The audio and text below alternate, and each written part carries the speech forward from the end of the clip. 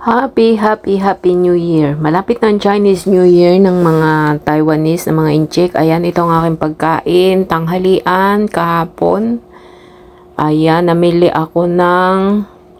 Ewan ko kung anong pagkain ito. Basta sa 7-Eleven. Kasi pag ganito mga New Year na nila, holiday sila, mga convenience store na lang ang bukas. Ayan o, itong binili ko, $89. Lasang brace fork daw yan na maanghang. So, ayan ang aking pagkain. Tapos, ano yan sa ilalim? May kanin. Busog ka na.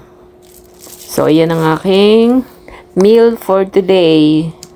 Sa halagang $89. Busog ka na rin. Pwede mong ilang beses iulam yung ulam na yan kasi marami siya eh. So, magsabaw ka na lang. Kasi kukunti ang laman niyan.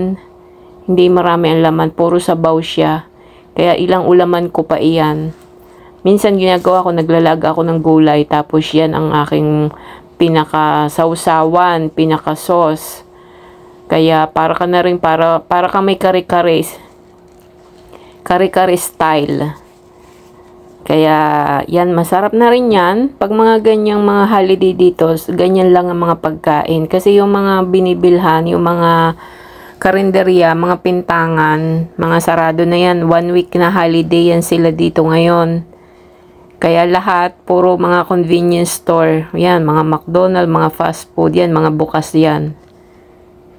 So guys, enjoy muna natin ang ating pagkain at Happy Chinese New Year.